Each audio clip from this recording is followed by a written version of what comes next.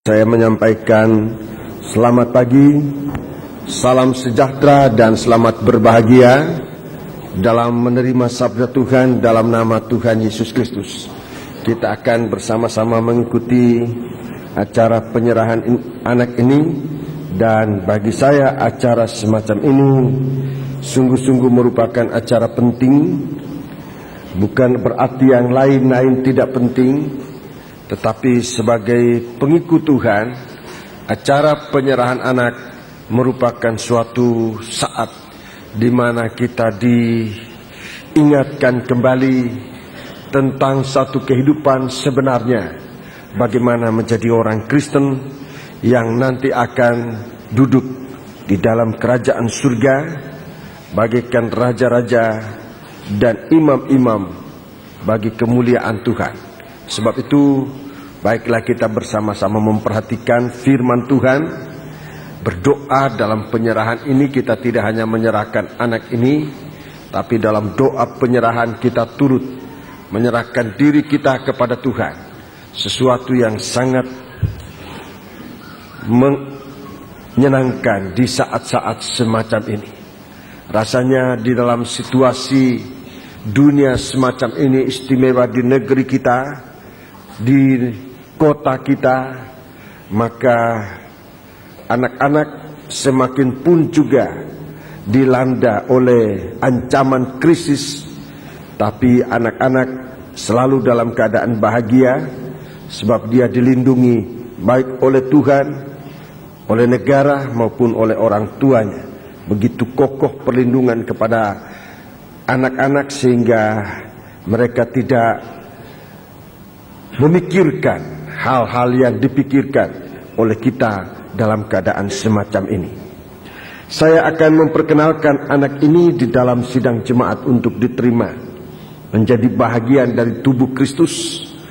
Dalam penyerahan nanti kita akan berdoa bersama-sama supaya datangnya anak ini merupakan satu sel yang baru yang akan tumbuh di dalam pertumbuhan gereja Tuhan untuk satu waktu menjadi sempurna di saat Yesus datang kembali. Surat penyerahan anak dari Gereja Pantekosta Tabernakel dengan nomor 703-P-A-P-98 telah diserahkan dalam nama Allah Bapa, Anak laki-laki dan Roh Kudus, yaitu Tuhan Yesus Kristus, pada hari Minggu tanggal 11 Oktober 1998 di hadapan sidang jemaat di Gereja Lemaputro 1 nomor 18 Surabaya. Seorang anak bernama Akselino Yuda Pratama lahir di Surabaya tanggal 3 Mei 1998. Benar lengkap semua ini? Alamat Jalan Brata Jaya 12 nomor 12 Surabaya. Ayah di sini Endarto ya.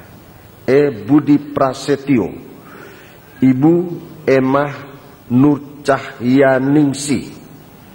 Penyerahan dilayani oleh Pendeta Pong Dongalemba atas nama Gereja Pantekosta Tabernakel Jalan Jor 47 Surabaya. Tertanda dan cap Pendeta Pong Dongalemba, dan surat ini akan saya serahkan seusai penyerahan anak ini, disimpan dan nanti akan digunakan di saat-saat penting, dan dia tidak menemui kesulitan bersama Tuhan, kiranya tetap menyertai saudara-saudara sekalian. Untuk dasar penyerahan ini kita akan bersama-sama membaca dalam surat Efesus pasal yang kelima. Surat Efesus pasal yang kelima. Surat Efesus pasal yang kelima, ayat 1 sampai dengan ayat yang keempat. Surat Efesus pasal yang kelima, ayat 1 sampai dengan ayat yang keempat. Ayat 1 sampai dengan ayat yang keempat berbunyi demikian. Sebab itu jadilah penurut-penurut Allah, seperti anak-anak yang kekasih, dan hiduplah di dalam kasih, sebagaimana Kristus Yesus juga telah mengasihi kamu dan telah menyerahkan dirinya untuk kita sebagai persembahan dan korban yang harum bagi Allah. Istilah anak-anak yang kekasih atau anak yang kekasih sangat tepat disebutkan kepada sang bayi semacam ini, sebab anak-anak yang kekasih di sini mengandung banyak arti, bahwa anak ini hidup tergantung kepada orang tuanya, tidak mempunyai kehendak sendiri, tidak mempunyai kemampuan dan keinginan sendiri, tidak melakukan segala sesuatu yang menyakitkan hati dari orang tuanya. Apapun gerak dari anak menjadi perhatian dari orang tua, dan kalau orang tua ini orang tua yang normal, maka setiap gerak dari anak bayinya menarik perhatiannya, menyenangkan hatinya, menghiburkan, bahkan bisa menghapuskan mungkin segala pertengkaran, mungkin segala keberatan dalam persoalan. Saya dikatakan demikian, memang ada pengecualian yang kita tidak harus tiru. Jadi di sini katakan anak-anak yang kekasih, jadilah seperti anak yang kekasih. Penyerahan anak ini juga menyangkut orang tua, justru kita orang tua kepada Tuhan. Bagaimana kita harus bersikap kepada Tuhan yang sudah sangat melindungi dan peliharakan kehidupan kita, untuk mengerti dengan baik-baik, menempatkan diri sebagai anak yang kekasih. Sebentar lagi anak ini dalam pertumbuhannya, ini sekarang masih bayi, sebentar menjadi balita. Memang agak lucu atau lucu sekali, tapi sudah dicampur di sana sini, ada nakal, bahkan mungkin sudah sempat merusak, menjatuhkan pot bunga, menjatuhkan gelas dan sebagainya. Namun sejauh itu banyak kali kita masih mengatakan ini anak yang kekasih dan sangat membutuhkan perlindungan dan sang orang tua.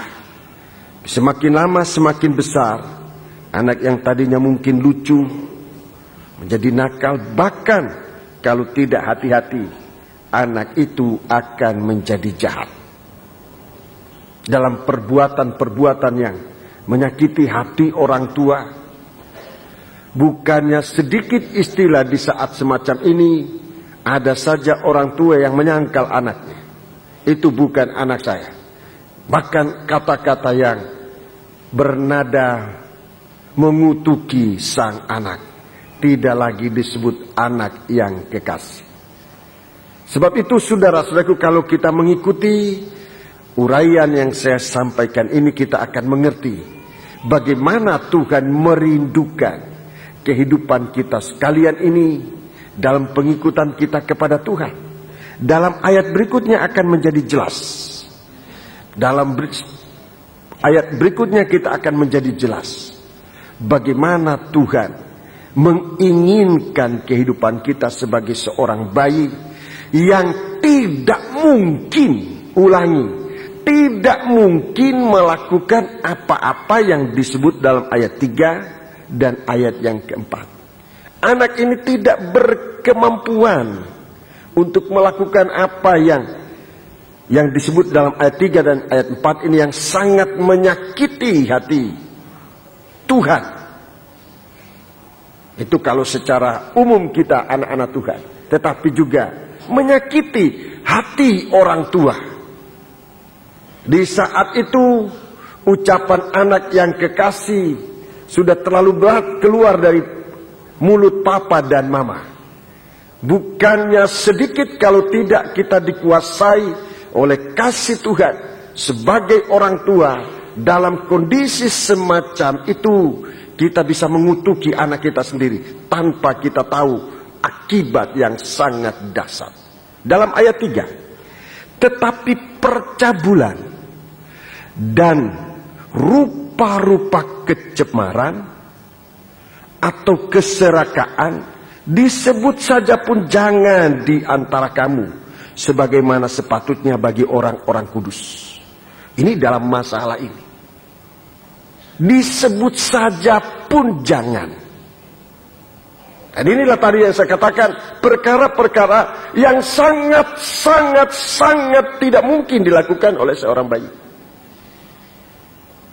Dan kalau ini dilakukan oleh seorang anak dalam usia yang merasa sudah mampu, merasa sudah bisa melakukan, bagi orang tua sudah sulit, sangat sulit untuk menyebutkan anakku itu anak manis, anak yang kekasih, sebab berbuat apa yang disebut dalam ayat ini. Tidak ada orang tua bicara semacam itu. Kita sudah lakukan itu kepada Tuhan. Kita sudah lakukan itu di hadapan Tuhan. Tapi dalam penyerahan ini Tuhan ingatkan kita kembali seperti bayi yang baru lahir ini untuk disebut menjadi anak yang kekasih. Anak Tuhan yang kekasih. Ayat 4. Ini juga tidak bisa dilakukan oleh anak. Demikian juga perkataan yang kotor. Anak ini tidak bisa mengucapkan kata-kata yang gak baik. Demikian juga perkataan yang kotor, yang kosong atau yang sembrono. Yang kosong atau yang sembrono. Perkataan sembrono dalam terjemahan lain diartikan perkataan yang tidak sungguh-sungguh, guyonan, terlalu banyak guyon, ya. Karena hal-hal itu tidak pantas, tetapi sebaliknya ucapkanlah syukur kepada Tuhan. Demikianlah menjadi anak Tuhan. Peliharakan kesucian dalam ucapan syukur selalu kepada Tuhan. Dalam segala hal, ucapkan syukur kepada Tuhan. Lakukan apa yang berkenan kepada Allah untuk menjadi hidup yang suci. Itulah anak yang kekasih. Kita sedang dibina oleh Tuhan untuk menjadi umat Tuhan. Marilah kita memperhatikan perilaku kita. Kita memperhatikan nikah kita untuk dijaga dan dipelihara kesucian, supaya sebutan anak yang kekasih tetap menjadi bahagian kita. Anak yang diberkati oleh Tuhan dan kemudian menjadi berkat juga bagi umat Tuhan yang lain untuk membesarkan nama Tuhan. Sidang jemaat, saya mohon bangkit berdiri dan ayah dari anak ini berlutut di hadapan Tuhan. Kita akan mendoakan mereka. Ibunya tetap duduk memangku anak ini. Para tua-tua saya undang ke depan untuk membantu saya dalam penyerahan anak ini.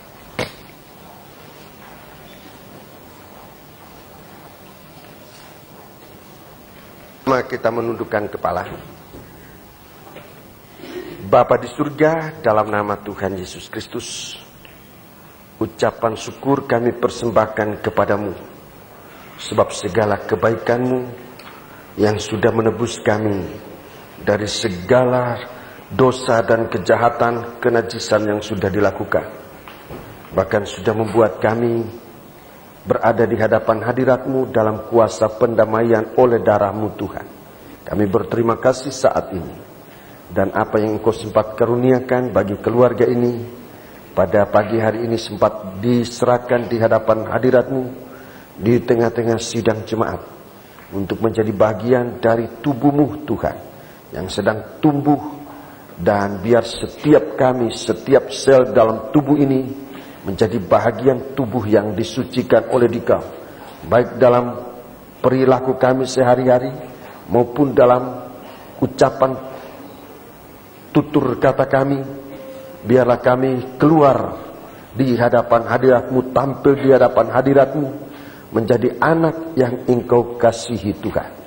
Kami merindukan hal ini. Sekalipun kami menyadari banyak kekurangan dan pelanggaran yang sudah kami lakukan, tapi dengan pemberitaan firman pada pagi hari ini, insafkan kami semua, kedua orang tua dari anak ini, ibu dan ayahnya, hamba-Mu bersama tua-tua dan seluruh sidang jemaat, untuk kiranya kami bersikap baru di hadapan hadirat, bagaikan anak yang baru dilahirkan, untuk bersandar berharap hanya kepada Dikau Tuhan. Segala apa yang Engkau sudah karuniakan kepada kami bukan akan menjadi ilah yang kami sandarkan dan gantungkan kehidupan kami di dalamnya, tetapi Engkau tetap menjadi sumber kehidupan kami. Demikian anak ini Tuhan, kehidupannya hanya dari Dikau. Liwat kasih sayang-Mu kepada orang tua, biar anak ini tetap terpelihara dalam Dikau. Inilah doa kami Bapa. Sekarang Tuhan, Bubu berkat dalam tangan hamba-Mu ini, untuk sebentar kami letakkan di atas kehidupan anak ini, dan kami serahkan dia ke dalam tangan kekasihku Akselino Yuda Pratama. Kami serahkan Engkau di dalam tangan Tuhan, dalam nama Allah Bapa, Anak laki-laki dan Roh Kudus, yaitu Tuhan Yesus Kristus. Di dalam Tuhan Engkau hidup terpelihara, suci, bahkan sampai sempurna di saat Yesus datang. Tuhan menyertai Engkau, membawa kita bersama dalam kerajaan-Nya yang kekal, dalam nama Tuhan Yesus. Demikian Tuhan, kami juga doakan ibu dan ayahnya.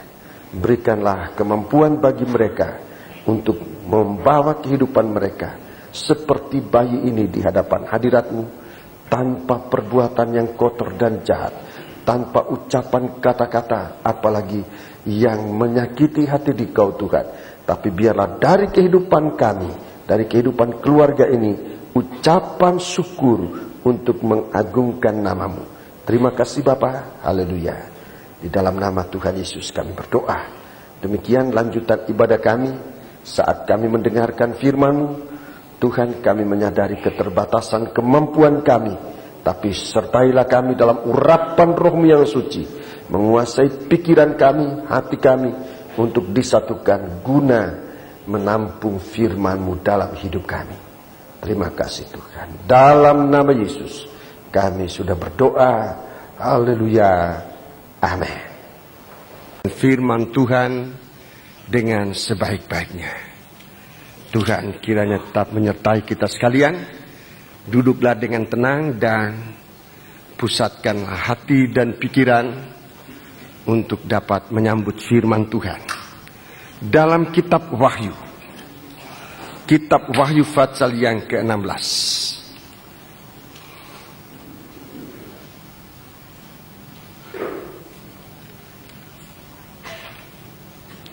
Kitab Wahyu pasal yang ke-16. Kita sudah sempat membaca dalam penguraian ayat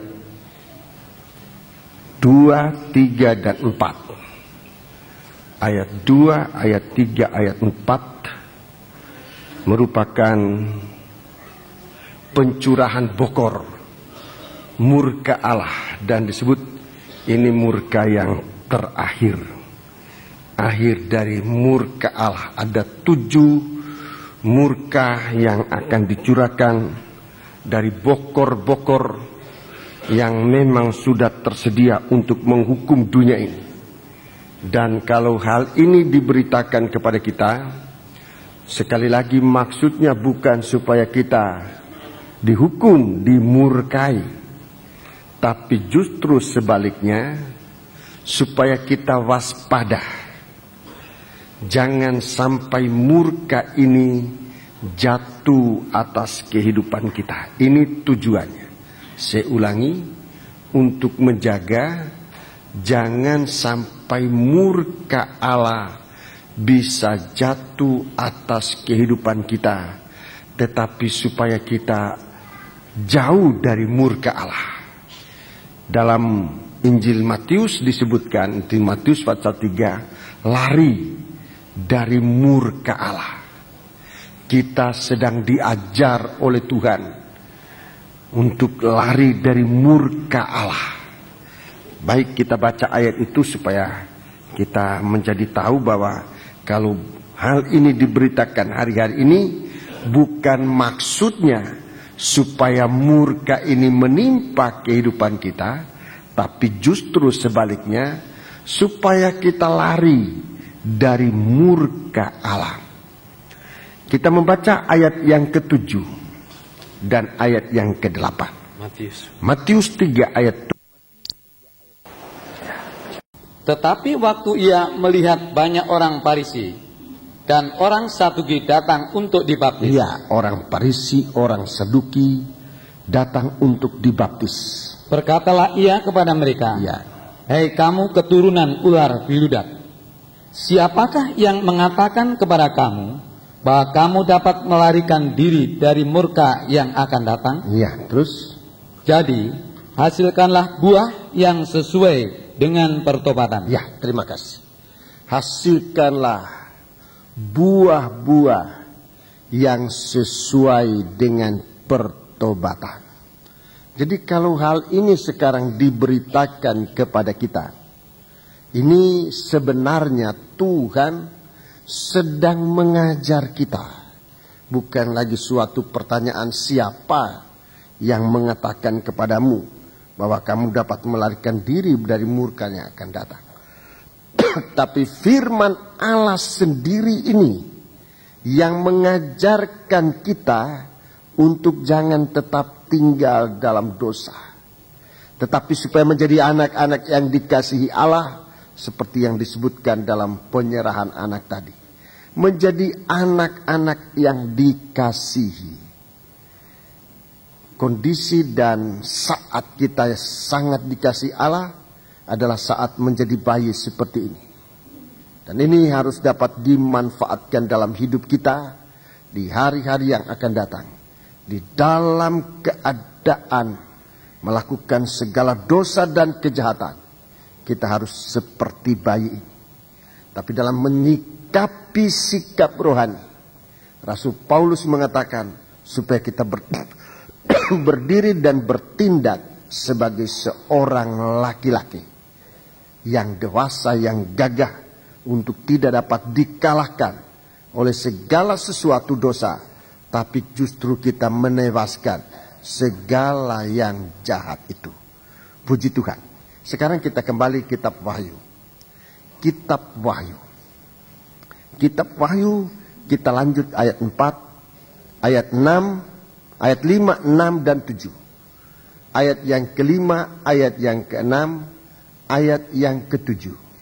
Dan ayat 5, 6, dan 7. Dan aku mendengar malaikat yang berkuasa atas air itu berkata. Ya, malaikat yang berkuasa atas air itu berkata. Adil engkau, Ya. engkau yang ada dan yang sudah ada, engkau yang kudus, yang telah menjatuhkan hukuman ini. Ya, adil engkau. Terus?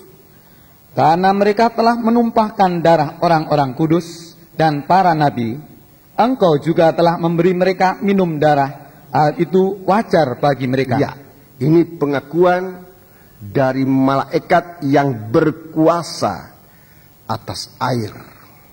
Ayat yang ketujuh.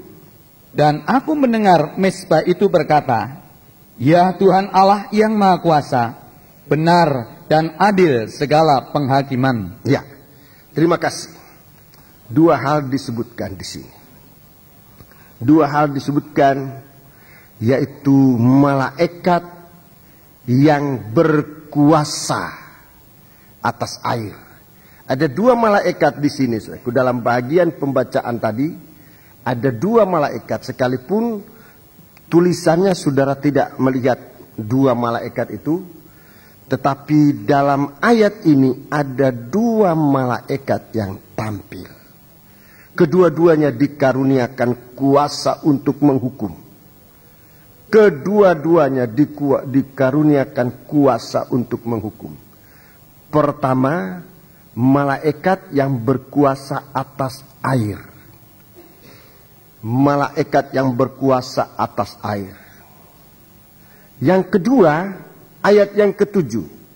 Ayat yang ketujuh, malaikat yang datang dari mezbah.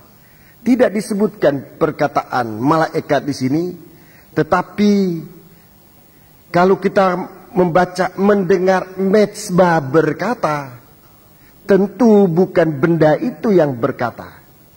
Malaikat yang datang dari Mezbah itu berkata. Kita membaca itu dalam Wahyu 14. Wahyu 14. Jadi kita menjadi mengerti, saudara-saudaraku. Wahyu 14 ayat yang ke-18.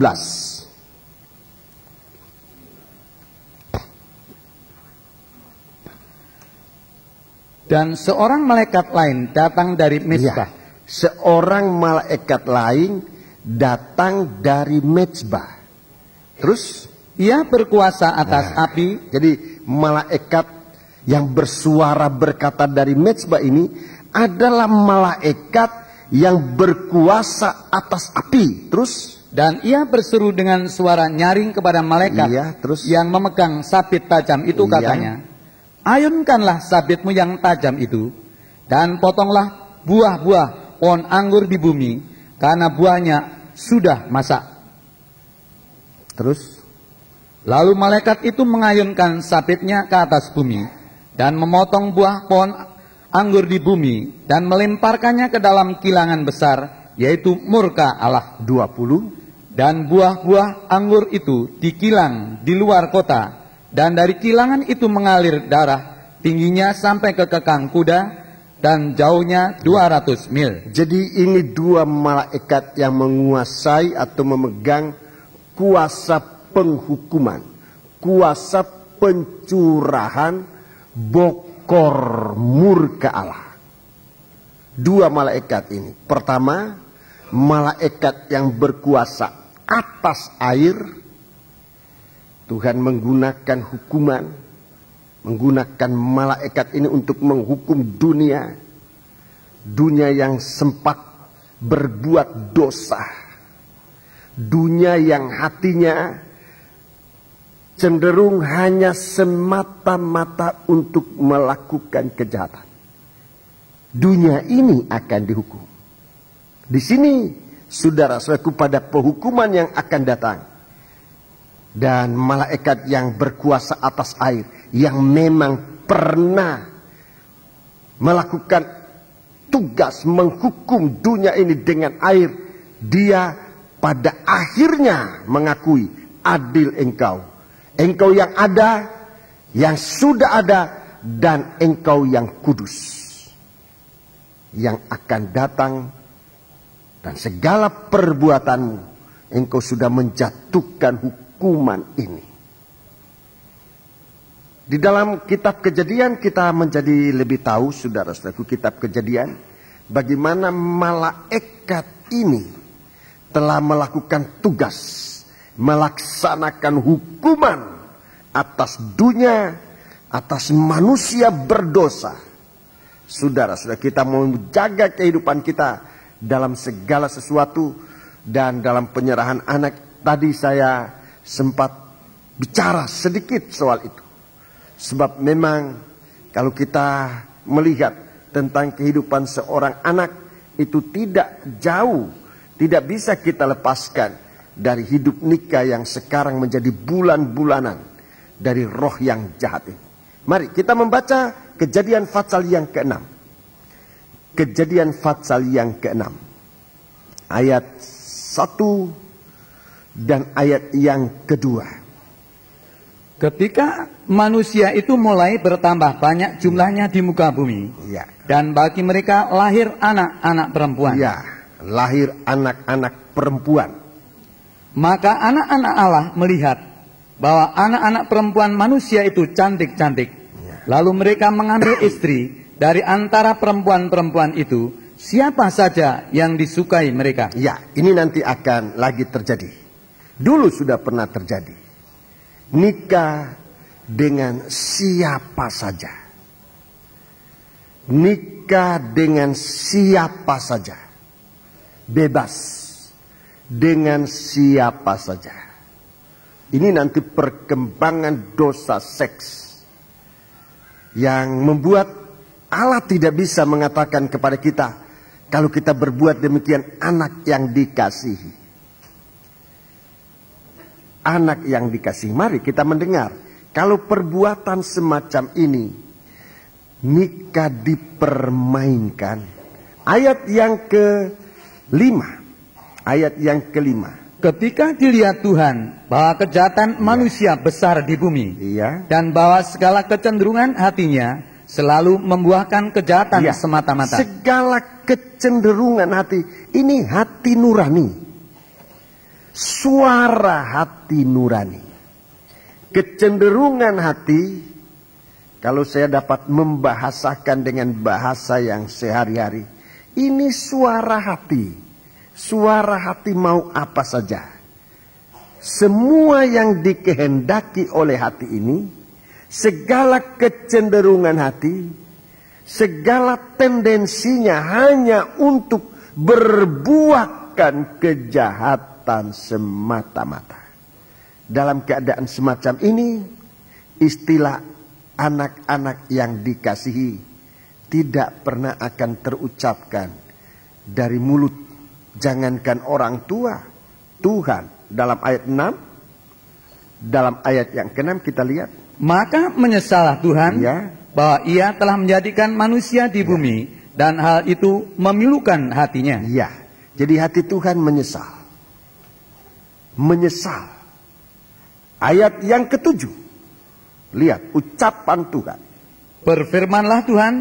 Aku akan menghapuskan manusia yang telah kuciptakan itu dari muka bumi.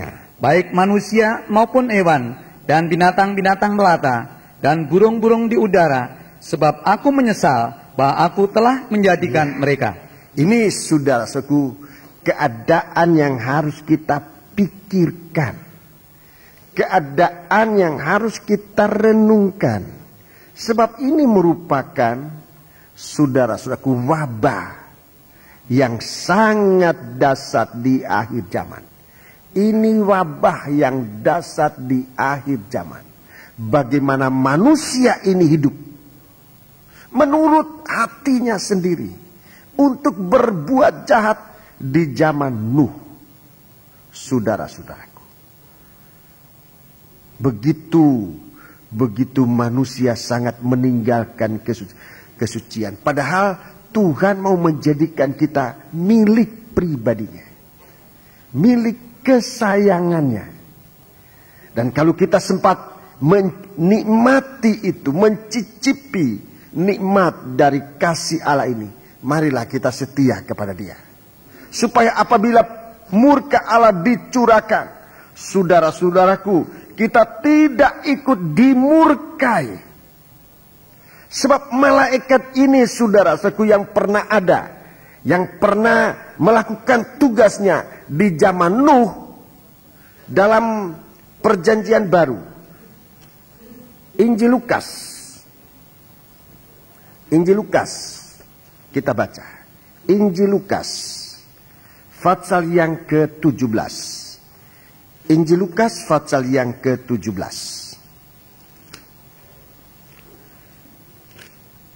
Injil Lukas pasal yang ke-17. Kita membaca ayat yang ke-26. Ayat yang ke-26.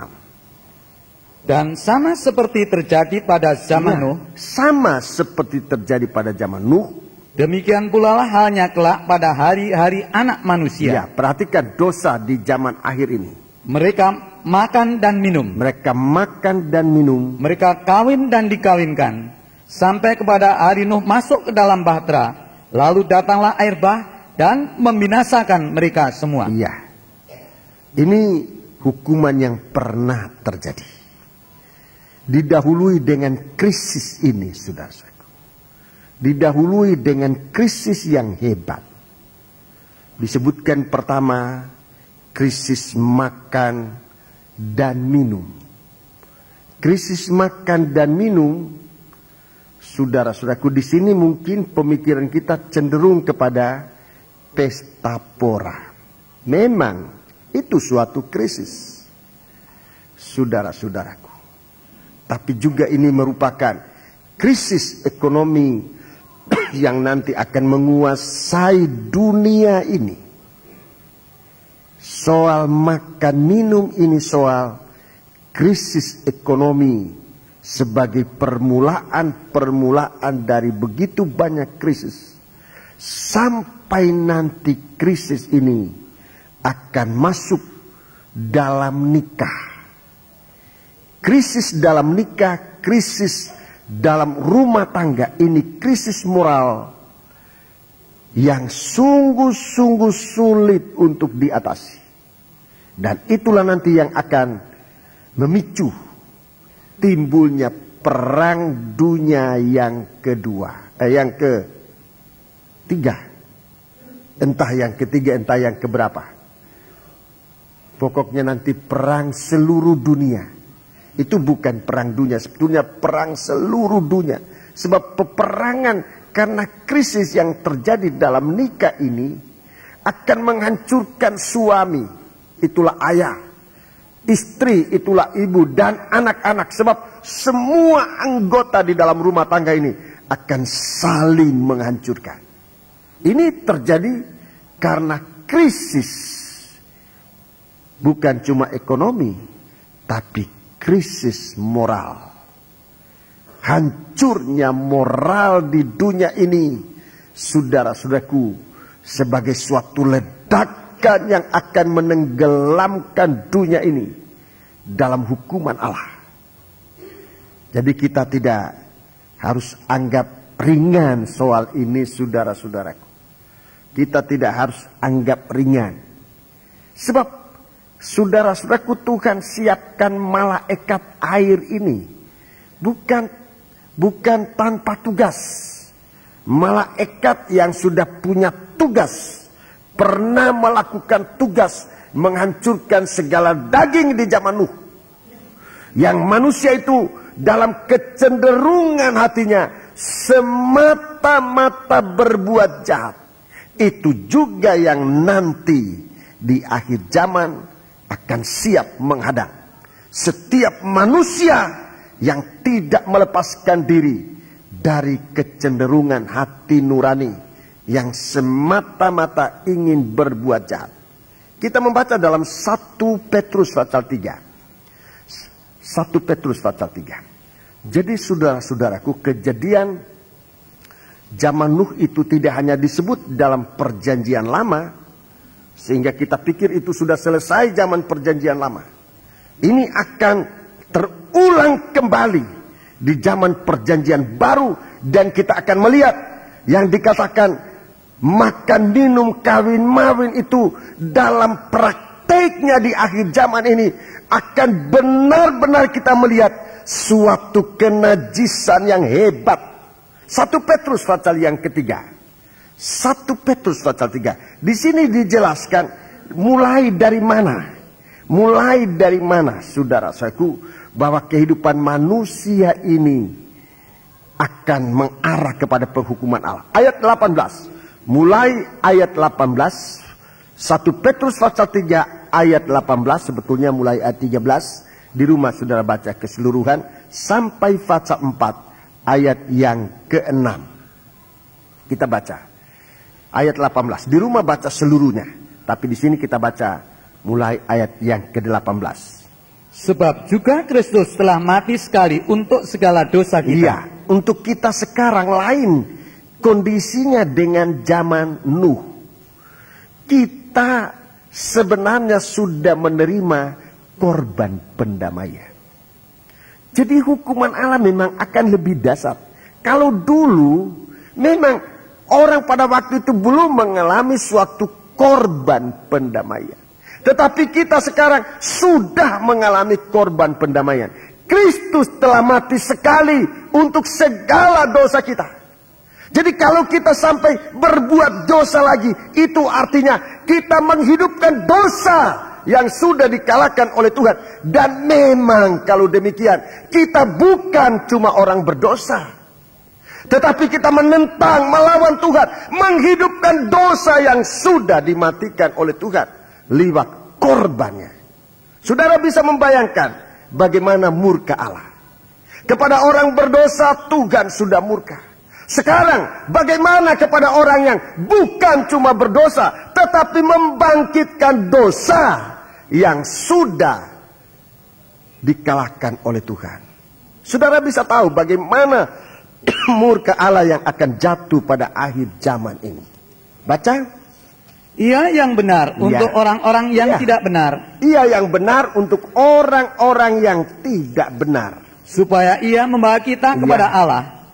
Ia yang telah dibunuh dalam keadaannya sebagai manusia. Tetapi yang telah dibangkitkan menurut roh. Iya, telah dibangkitkan menurut roh. Baca terus. Dan di dalam roh itu juga ia pergi memberitakan Injil kepada roh-roh yang di dalam penjara. Ya, roh-roh yang dalam penjara.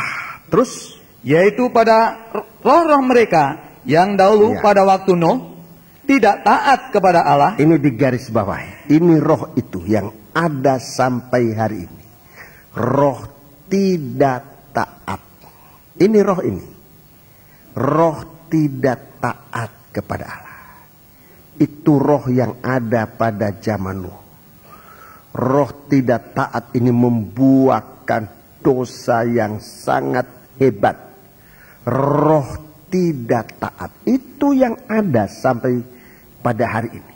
Roh itu masih menguasai manusia di akhir zaman. Roh tidak taat ini mulai dari persoalan sedikit. Kita lihat saja bagaimana nanti hancurnya dunia ini. Oleh karena apa? Oleh karena roh tidak taat. Segala sesuatu dilanggar. Baik peraturan besar, peraturan kecil, peraturan lalu lintas aja dilanggar. Sengaja dilanggar. Saudara-saudaraku, kalau saudara lihat garis-garis pembatas di jalan itu, makin lama makin tidak kelihatan. Mengapa demikian? Ya gampang aja jawabannya. Karena kita sebagai pengguna jalan tidak mentaati peraturan. Jalur sudah ada, kita lewati aja. Kita serobot menyerobot dan akibatnya kemacetan lalu lintas, kecelakaan tidak bisa dihindari. Sebetulnya kalau saja kita taat, masing-masing taat, banyak hal-hal yang bisa, hal-hal jelek yang bisa dihindari. Tapi kita nggak taat. Garis-garis lalu lintas itu sebetulnya sangat bermanfaat. Saudara-saudara pasti mengetahui, saudara-saudara yang sering ke luar negeri bisa melihat bagaimana negeri-negeri yang sudah tahu menggunakan aturan-aturan itu. Bukannya di sana kendaraan lebih kurang, tapi semua teratur. Sehingga macetnya, umpamanya macet, masih bisa jalan. Tapi kita di sini kalau sudah macet memang tidak bisa jalan sama sekali. Mengapa? Ini roh ini. Di luar roh tidak taat itu ada. Di dalam gereja roh tidak taat juga ada. Begitu banyak roh tidak taat. Saudara-saudaraku, kalau saudara sebagai seorang anggota gereja mungkin bisa lihat, tetapi tidak terlalu mempengaruhi hati. Tapi coba saudara menjadi seorang pemimpin. Pemimpin apa saja. Pemimpin apa saja. Di dalam gereja, saya tidak bicara di luar, dalam gereja aja. Coba sudah lihat ketidaktaatan. Ketidaktaatan. Dalam latihan sangkor. Ketidaktaatan itu ada. Sehingga membuat kita harusnya sudah selesai latihan. Belum selesai latihan. Sebab yang harusnya latihan kita ngobrol sesuka hati kita. Padahal coba pakai ketaatan dalam berlatih itu. Rasanya tidak. Saudara semua ini rasanya pandai-pandai menyanyi. Cepat aja bisa selesai. Tapi kalau tidak taat, bagaimana bisa selesai? Sebaiknya sangkor sama huruf kor. Huruf kor lebih lagi, huruf kor kaum muda. Saya lihat mereka senyum-senyum, baguslah sangkor di Krupkor juga bagaimana mau selesai, saya terima telepon, terima surat dari orang tua. Om, selesai 5:30 aja itu. 6:30 itu kebaktian. Jadi berarti firman sampai 6:30, haleluya, sudah selesai aja. Supaya anak saya tidak pulang terlambat. Dengar baik-baik, ibumu mengeluh. Krupkor, salahnya ditimpakan kepada gembala. Mengapa anda lekas pulang? Padahal anda lekas pulangnya itu banyak kali saya lihat selesai firman Allah, enggak tahu ngobrolnya itu kok enggak habis-habis. Di gereja ngobrol habis kebaktian, di luar ngobrol lagi. Di sini pimpinannya sudah teriak, mari kita masuk doa, aku pun ikut-ikut. Ayo masuk. Masih tetap enggak masuk. Bayangkan berapa lama saudara bisa selesai latihan. Itu aja, soal itu aja. Soal satu itu aja. Banyak sekali. Roh tidak taat. Ini yang ada sampai hari ini. Roh tidak taat. Jadi soal yang kecil, yang memang mungkin kita tidak pernah merasa itu dosa. Lain dengan zina, lain dengan berdusta, lain dengan pukul orang, lain dengan mencuri, kita tahu ini saya berdosa. Tetapi kalau ngobrol aja kok berdosa. Lupa bahwa sebetulnya di saat itu saudara sedang tidak mentaati. Tidak mentaati. Bahwa lupa segala sesuatu yang kita langgar, saudara-saudaraku. Itu merupakan suatu dorongan dari roh tidak taat yang harus dipertanggungjawabkan di hari akhir zaman. Malaikat yang berkuasa atas air. Malaikat yang berkuasa atas air. Dan satu waktu dia akan berkata, oh, adil engkau Tuhan. Sebab engkau sudah mencurahkan hukum ini dengan adil kepada manusia. Ya manusia ini. Manusia yang tidak taat. Jadi soal ketaatan ini. Ini dalam kelompok besar. Di dalam rumah. Di dalam rumah tangga. Dalam rumah tangga. Gak usah jauh-jauh. Jam makan. Ayo, mari makan. Panggil yang satu. Kalau saudara punya anak 2, 3 mungkin tidak terlalu berasa. Kalau saya anak 9. Bayangkan, panggil yang satu. Yang satu lari. Yang datang yang lain, yang ketiga tidak tahu di mana. Cari. Saya tunggu. Mana orang mau makan ini? Itu aja taat peraturan rumah tangga. Saudara pikir tidak apa-apa. Saudara nggak tahu bahwa sebenarnya di saat-saat itu kita sedang mengganggu programnya Allah. Di suatu waktu mungkin kalau tadi kita sudah makan, saat telepon datang saya sudah selesai makan. Tapi karena tunggu si A, tunggu si B, si C dan sebagainya, ya nanti entah setengah jam untuk hanya acara tunggu. Setengah jam hanya acara tunggu. Orang lain nunggu, mana om sedang makan, padahal belum makan. Sedang nunggu. Orang sakit berat, telepon bagaimana ini om? Saya masih haleluya sambil mulut. Apakah itu sopan? Tapi terjadi demikian. Ini saya bicara bukan rumah tangga saudara, saya sendiri. Tetapi mungkin ada yang sama seperti itu. Di jam makan mana? Dia pergi ke tempat lain padahal apalagi di waktu malam. Kesempatan untuk berkumpul keluarga itu sudah paling. Waktu pagi mungkin sulit untuk berkumpul. Sebab yang lain ke sekolah, yang lain kerja. Waktu siang mungkin sulit sebab tidak bisa pulang ke rumah. Tapi sebaiknya malam. Suatu persekutuan terjadi dalam rumah tangga. Kalau saja kita taat pada aturan rumah tangga. Taat pada aturan rumah tangga. Disiplin dalam rumah tangga. Bukannya mustahil rumah tangga itu terkait dalam suatu kaitan ikatan kesatuan. Saya punya pengalaman, saudaraku, dalam hal ini. Dulu waktu saya punya anak kecil-kecil, mungkin kesaksian ini sudah saudara pernah dengar, tapi tidak apa saya ulangi.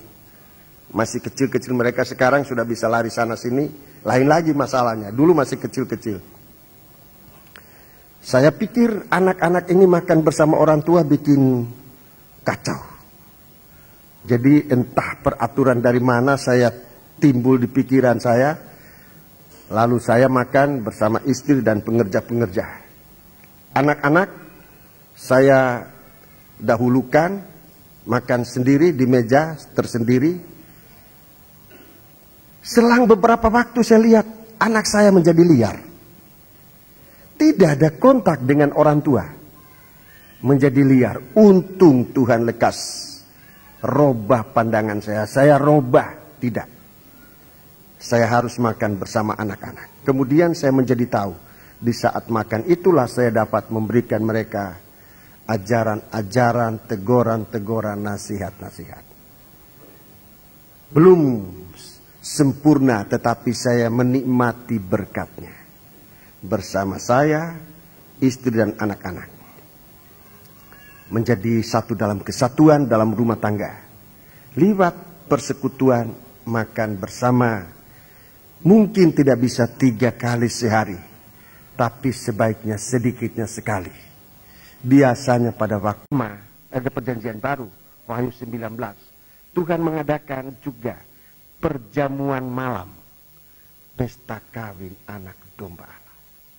Kesempatan yang paling tenang. Kita tidak memikirkan lagi sesudah ini harus kerja apa tidak. Tetapi kita sudah dalam keadaan lepas dari segala tekanan. Kita berkumpul bersama-sama sekeluarga untuk makan di saat itu. Tuhan sedang mengikat kita dalam satu kesatuan sebagai keluarga. Mentaati peraturan-peraturan. Di saat-saat itu saya sempat menegur kesalahan mereka, menasihati mereka, dan juga mengoreksi diri saya sendiri, kekurangan saya di mana. Banyak yang diajarkan di waktu makan itu, banyak sekali. Saya tidak punya waktu untuk menceritakan kepada saudara-saudara pada kesempatan khotbah ini. Tapi kalau saudara praktekkan, saudara akan melihat. Dan maafkan, saudara yang sudah mempraktekkan, saudara akan melihat. Saudara yang belum mempraktekkan, kalau mau coba-cobalah. Nanti sudah lihat bahwa sungguh-sungguh banyak hal-hal yang muncul di dalam persekutuan keluarga semacam itu.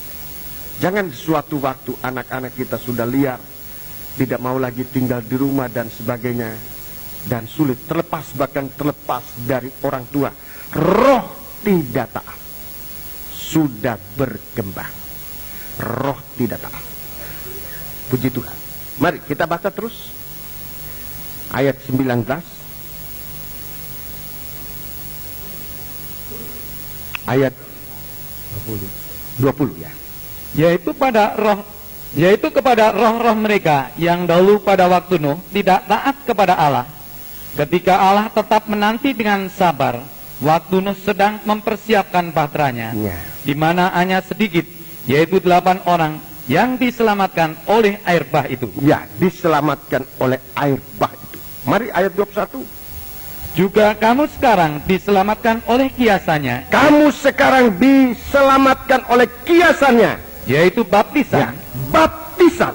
Maksudnya bukan untuk membersihkan kenajisan jasmani, melainkan untuk memohonkan hati nurani yang baik kepada Allah oleh kebangkitan Yesus Kristus, yang duduk di sebelah kanan Allah. Sebab ia naik ke surga.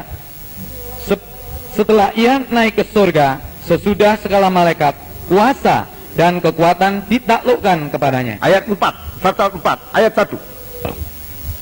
Jadi karena Kristus telah menderita penderitaan badani, kamu pun harus juga mempersenjatai dirimu dengan pikiran yang demikian. Mempersenjatai dirimu dengan pikiran yang demikian. Terus, karena barang siapa telah menderita penderitaan badani, ia telah berhenti berbuat dosa. Ya, baca terus. Supaya waktu yang sisa jangan kamu pergunakan menurut keinginan manusia, tetapi menurut kehendak Allah. Ya. Jadi Tuhan itu telah mati bagi kita. Dia menderita bagi kita.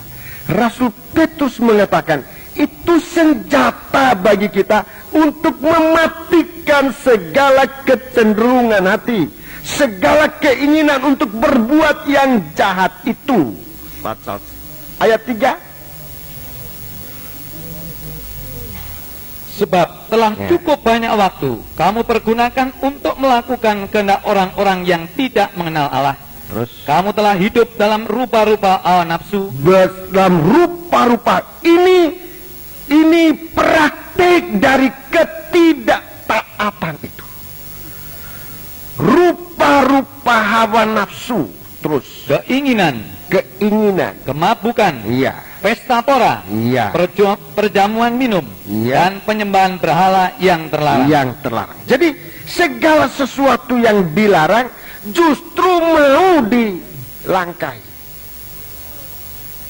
Kalau ada apa-apa yang dilarang, justru kecenderungan hati untuk melawan itu.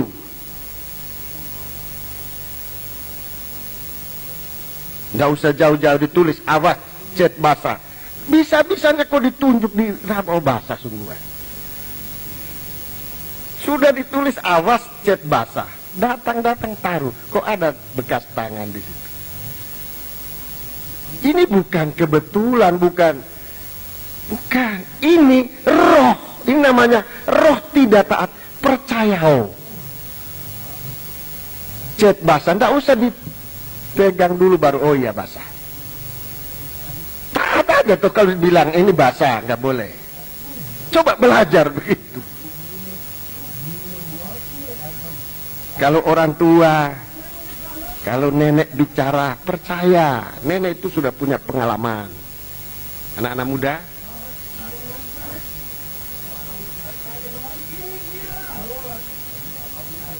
jangan tidak menghiraukan. Nasihat-nasihat orang tua itu berdasarkan pengalaman. Tetapi roh tidak taat mengatakan sekarang masa modern. Opa dengan oma kuno. Nah, memang opa dan oma tidak bisa ngejar lagi di mana kamu sudah lari kemana, sudah keliling dunia. Opa dan oma mau turun tangga aja nggak bisa. Tetapi nasihatnya itu lebih kuat dari otot kita yang kita andalkan itu. Akibatnya kalau kita melanggar nasihat dari orang tua, nasihat dari Tuhan, akan menjadi penderitaan sendiri. Sebab itu kita lihat hukuman itu disiapkan. Aturan itu bukan cuma aturan besar. Kita latih diri kita dari aturan yang paling kecil aja. Kalau aturan paling kecil kita langgar, nanti kalau aturan besar baru saya tunduk. Itu terlalu berat. Terlalu berat. Kalau kita sudah mulai dengan melakukan aturan yang paling kecil, waktu aturan besar kita anggap itu sesuatu hal yang sudah kita lakukan, sudah biasa, tidak berat lagi bagi kita. Baca terus. Mari, kalau kita ini orang yang taat. Ayat 4. Sebab itu mereka heran bahwa kamu tidak turut mencemplungkan diri bersama-sama mereka di dalam kubangan ketidakkesenonohan yang sama, dan mereka memfitnah kamu. Terus. Tetapi mereka harus memberi pertanggungan jawab kepada Dia, memberi pertanggungan jawab kepada Tuhan yang telah siap sedia menghakimi orang yang hidup dan yang mati. Itulah sebabnya maka Injil telah diberitakan juga kepada orang-orang mati, supaya mereka sama seperti semua manusia dihakimi secara badani, tetapi oleh roh dapat hidup menurut kehendak Allah. Jadi saudaraku, secara badani ini kita di bawah itu. Siapa dikatakan manusia? Manusia yang telah mati itu. Di sini mati yang disebutkan dalam Efesus 2 ayat 1. Orang suka melanggar. Baca Efesus 2 ayat 1. Efesus 2 ayat 1. Ini yang disebutkan. Itulah sebabnya Injil telah diberitakan kepada orang-orang mati, orang yang melanggar, orang yang berdosa dan melanggar. Baca tolong. Kamu dahulu sudah mati. Sudah mati. tubuhnya masih hidup, tetapi sudah mati oleh karena pelanggaran-pelanggaran dan dosa-dosa. Karena pelanggaran dan dosa-dosa. Ayat 2. Kamu hidup di dalamnya. Kamu hidup di dalamnya. Karena kamu mengikuti jalan dunia ini. Mengikuti cara dunia yang tidak taat itu. Terus? Karena kamu mentaati penguasa kerajaan angkasa. Kalau mentaati penguasa angkasa itu pasti tidak mentaati perintah Allah. Terus? Yaitu roh yang sekarang sedang bekerja di antara orang-orang durhaka. Orang yang tidak taat, ini orang durhaka. 3. Sebenarnya dahulu kami semua juga terhitung di antara mereka, ketika kami hidup di dalam hawa nafsu daging dan menuruti kehendak daging dan pikiran kami yang jahat. Pada dasarnya kami adalah orang-orang yang harus dimurkai, sama seperti mereka yang lain. Ya, jadi ini hukuman jatuh, di mana tidak ada kehidupan. Kalau air menjadi darah, itu artinya tidak ada kehidupan. Kalau air itu menjadi darah, itu artinya tidak ada kehidupan. Dan itu suatu penghukuman yang akan jatuh akhir zaman kepada manusia yang tidak taat. Dulu pada zaman Nuh tidak taat, sekarang tidak taat. Di dalam Matius pasal 3, di dalam Matius pasal 3, di Injil Matius pasal yang ketiga, tentang ketidaktaatan ini, saudara-saudara. Injil Matius pasal yang ketiga. Injil Matius pasal yang ketiga, ayat yang ke-13 dan 15 sampai 15. Maka datanglah Yesus dari Galilea ke Yordan kepada Yohanes untuk dibaptis olehnya. Ya, Yesus datang untuk dibaptis olehnya. Tetapi Yohanes mencegah dia, katanya, "Akulah yang perlu dibaptis olehmu, dan engkau yang datang kepadaku?" Ya, di sini Yohanes tidak sadar. Yohanes tidak sadar oleh karena dia memikirkan sesuatu yang lebih baik menurut pikirannya, tetapi tidak menurut kebenaran.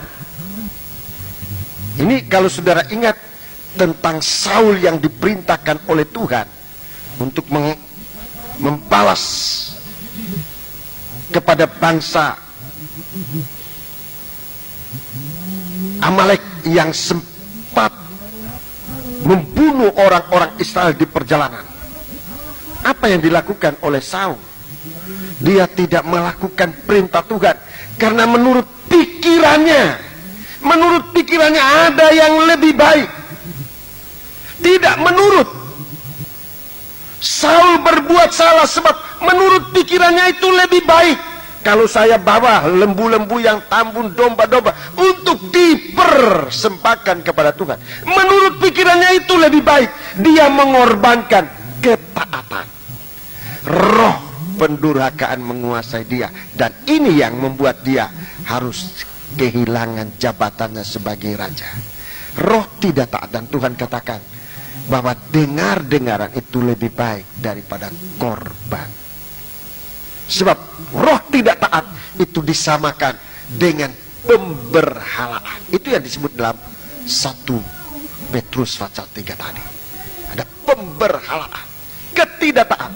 Yohanes di sini menurut pikirannya Tuhan akan membaptis dia, tetapi sekarang Tuhan datang untuk supaya Yohanes membaptiskan dia. Di sini ketaatan Yohanes sedang diuji. Ketaatan Yohanes sedang diuji.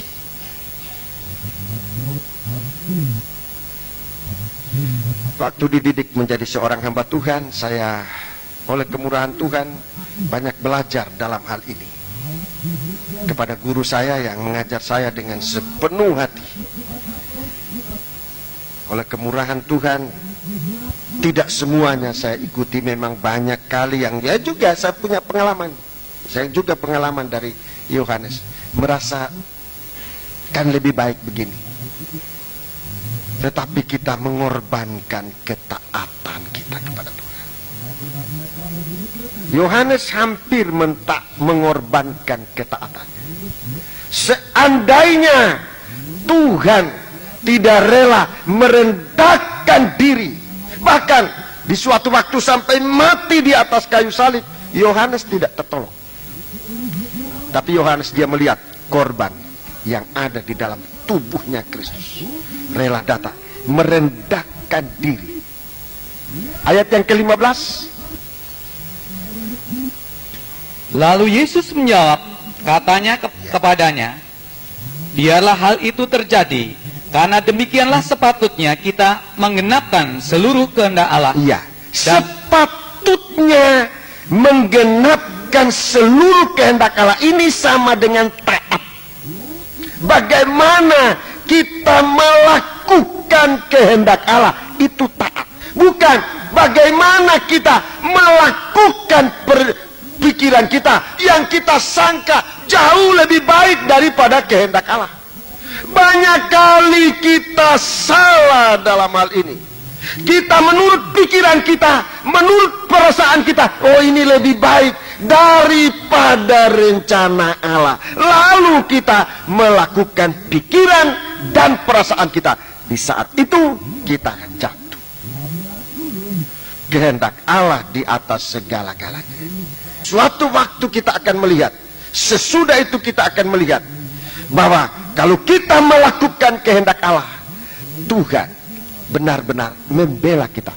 Ayat yang selanjutnya dalam ayat yang ke-15 ini, dan Yohanes pun menurutnya. Yohanes pun menurutnya. Lihat sesuatu yang indah. Ayat 17. Lalu ayat 16. Sesudah dibaptis, Yesus segera keluar dari air, dan waktu itu juga langit terbuka. Ini yang indah. Langit terbuka, pintu surga terbuka, pintu bahtera terbuka. Kita bisa masuk di dalamnya, kita diselamatkan. Pintu bait Allah dibukakan. Suara dari surga akan menjadi semakin jelas di dalam kita. Kalau kita suka taat kepada perintah Allah, mulai dari perintah mungkin yang paling kecil, lewat pemberitaan firman, atau lewat ilhamnya Tuhan dalam hati kita, dalam perasaan kita, kita lakukan, kita akan melihat pintu bait Allah, pintu surga, pintu langit terbuka. Perkataan pintu langit, pintu surga terbuka selalu mengandung arti positif bagi kita yang taat kepada Allah.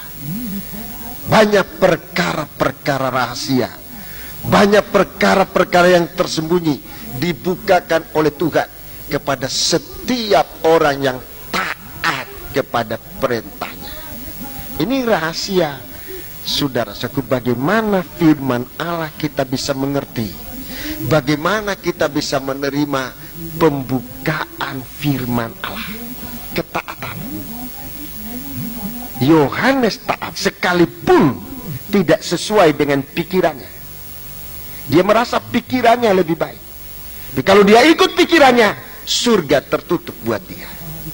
Di waktu surga terbuka buat dia, kita lihat bagaimana pelayanan dari Yohanes merupakan pelayanan yang sangat dibela oleh Tuhan. Injil Matius kita lihat Tuhan membela. Kali ini Tuhan benar-benar membela Yohanes ini. Injil Matius pasal yang ke-11. Injil Matius pasal yang ke-11. Kita lihat bagaimana Tuhan membela Yohanes saat dia dalam penjara, saat dia dalam percobaan. Dalam penjara itu dalam percobaan. Saat dia dalam penjara, saat dia dalam percobaan, Tuhan datang untuk membela. Tuhan datang untuk membela. Kita baca mulai ayat 2. Ini kita baca saja, saudara-saudaraku. Saya rasa saudara bisa mengerti nanti. bahwa di dalam percobaan, kalau kita ini orang taat pada firman Allah, Tuhan selalu membuat jalan keluar atas segala percobaan. Mari. Di dalam penjara, Yohanes mendengar tentang pekerjaan Kristus, lalu menyuruh murid-muridnya bertanya kepadanya, "Engkaukah yang akan datang itu, atau haruskah kami menantikan orang lain?" 4. Yesus menjawab mereka, "Pergilah dan katakanlah kepada Yohanes apa yang kamu dengar dan kamu lihat. Ya. Orang buta melihat, orang lumpuh berjalan, orang kusta menjadi tahir, orang tuli mendengar, orang mati dibangkitkan, dan kepada orang miskin diberitakan kabar baik." Iya, terus? Dan berbahagialah orang yang tidak menjadi kecewa dan menolak aku. Berbahagialah orang yang tidak menjadi kecewa dan menolak aku. Tuhan berikan kekuatan dalam percobaan ini. Dalam percobaan yang paling berat ini, dalam percobaan yang paling berat adalah ayat 6 ini. Ini harus dijaga di dalam setiap percobaan. Ini yang paling berat, yaitu jangan sampai kecewa dan bahkan meninggalkan Tuhan. Ini kalau tidak dibela oleh Tuhan, kalau tidak ditolong oleh Tuhan, begitu masuk dalam percobaan, mulai dengan ucapan kita bisa menunjukkan kekecewaan. Dulu waktu aku belum ikut Tuhan, waktu aku belum jadi Kristen, tidak mengalami pengalaman semacam, kecenderungan hati untuk kecewa itu sudah kelihatan. Tetapi kalau kita taat kepada perintah Allah, apapun, dan Tuhan tunjukkan bukti-bukti dari firman Allah, kita tidak akan menjadi kecewa dan menolak Tuhan. Mari kita lihat ayat 7. Kita lihat di sini pembelaan Tuhan. Setelah murid-murid Yohanes pergi, mulailah Yesus berbicara kepada orang banyak itu tentang Yohanes. "Untuk apakah kamu pergi ke padang gurun? Melihat buluh yang digoyangkan angin kian kemari?" Ya, apa? Kamu melihat bulu yang digoyangkan angin kian kemari? Melihat orang yang tidak tahan dalam percobaan itu seperti bulu yang digoyangkan oleh angin. Kalau angin barat, condongnya ke timur. Kalau angin timur, condongnya ke barat. Begitu terus. Jadi di suatu waktu, orang semacam ini tidak bisa disebut anak Tuhan yang dikasihi oleh Tuhan.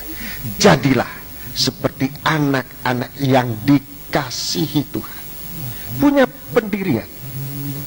Baca terus. "Atau untuk apakah kamu pergi?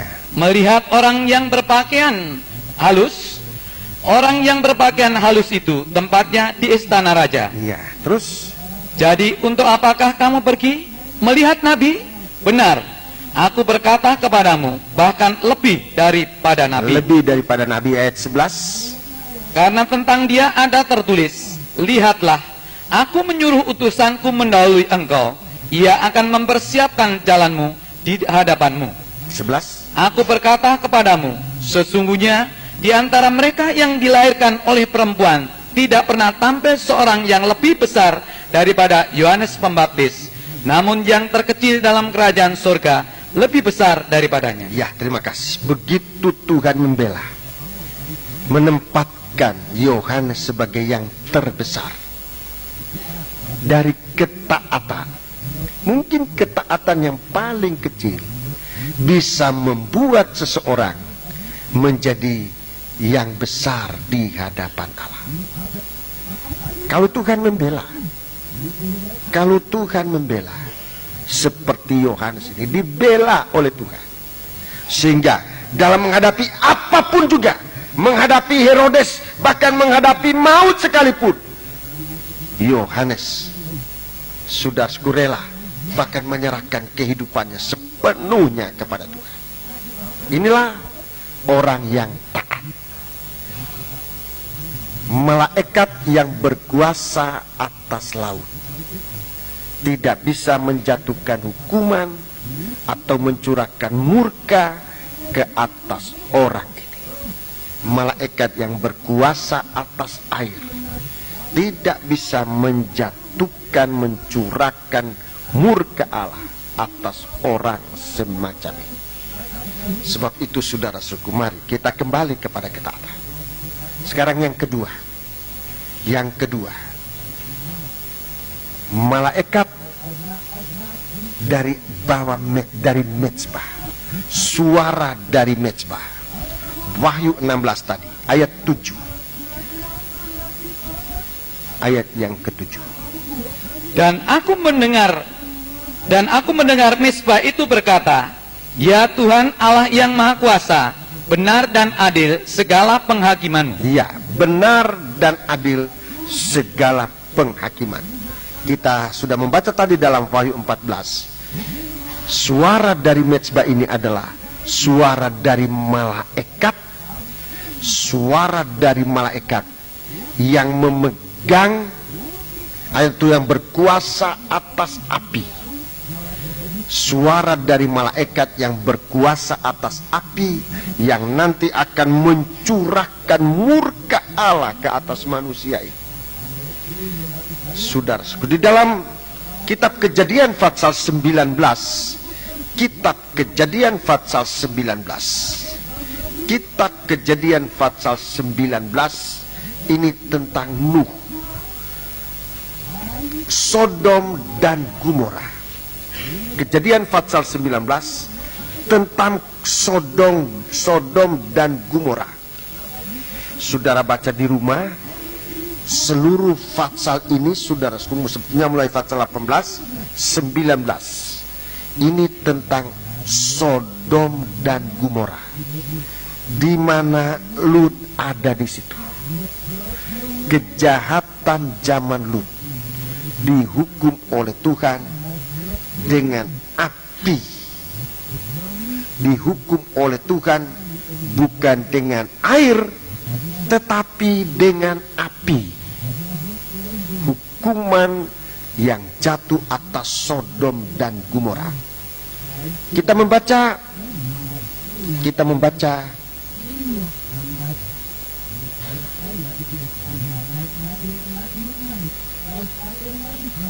beberapa ayat saja. Seluruh pasal ini saudara baca di rumah, tapi kita membaca beberapa ayat saja. Ayat yang ke-15. Ketika fajar telah menyising, kedua malaikat itu mendesak Lot supaya bersegera. Katanya, bangunlah, bawalah istrimu dan kedua anakmu yang ada di sini, supaya engkau jangan mati lenyap karena kedurjanaan kota ini. Terus, ketika ia berlambat-lambat, maka tangan istri dan tangan kedua anaknya dipegang oleh kedua orang itu, sebab Tuhan hendak mengasihani dia. Lalu kedua orang itu menuntunnya keluar kota dan melepaskannya di sana. Terus, sesudah kedua orang itu menuntun mereka sampai keluar, berkatalah seorang, larilah, selamatkanlah nyawamu, janganlah menoleh ke belakang, dan janganlah berhenti dimanapun juga di lembah Yordan, larilah ke pegunungan, supaya engkau jangan mati lenyap. Kata Lot kepada mereka, janganlah kiranya demikian, tuanku. Sungguhlah hambamu ini telah dikaruniai belas kasihan di hadapanmu, dan tuanku telah berbuat kemurahan besar kepadaku dengan memelihara hidupku. Tetapi jika aku harus lari ke pegunungan, pastilah aku akan tersusul oleh bencana itu, sehingga matilah aku. Ya, kita melompat membaca ayat 26. Tetapi istri Lot yang berjalan mengikutnya menoleh ke belakang, lalu menjadi tiang garam. Iya, istri Lut yang berjalan di belakang, yang berjalan, istri Lut yang berjalan mengikutinya, berjalan di belakang. Saudara-saudaraku, menoleh ke belakang lalu menjadi tiang garam. Ini gerakan keselamatan di akhir zaman. Keselamatan di akhir zaman. Saudara-saudaraku, kita harus perhatikan bagaimana kita hidup. Dalam Injil Lukas pasal yang ke-17 tadi, Injil Lukas pasal yang ke-17, lagi Tuhan bicara tentang api ini. Injil Lukas pasal yang ke-17, Injil Lukas pasal yang ke-17 ayat 28.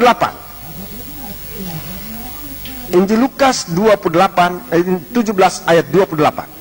Demikian juga seperti yang terjadi di zaman Lut. Ya, terus mereka makan dan minum, ya. Mereka membeli dan menjual, mereka menanam dan membangun. Mereka menanam dan membangun. Tetapi pada hari Lot pergi keluar dari Sodom, turunlah hujan api dan hujan belerang dari langit dan membinasakan mereka semua. Ya, ayat 32 atau ayat 30 dulu. Demikianlah halnya kelak pada hari di mana Anak Manusia menyatakan dirinya.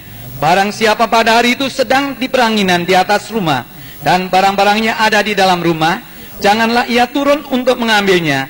Dan demikian juga orang yang sedang di ladang, janganlah ia kembali. Ayat 32. Ingatlah akan istri Lut. Ya, ini mungkin salah satu ayat terpendek di Alkitab. Ingatlah istri Lut. Tetapi ini mempunyai suatu pengaruh yang sangat besar. Ingatlah istri Lut. Ingatlah bagaimana istri Lut menoleh ke belakang. Istri Lut menoleh ke belakang di saat mengikut Tuhan. Dia tidak terus setia dengan perkataan Tuhan. Dia tidak taat pada perintah Tuhan. Dia menoleh ke belakang. Dia menjadi tiang garam.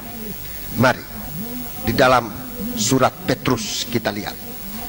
Dalam surat Petrus, surat 2 Petrus, surat 2 Petrus, kita melihat apa artinya kejadian zaman Lut ini, kejadian zaman Sodom dan Gomora ini. Kita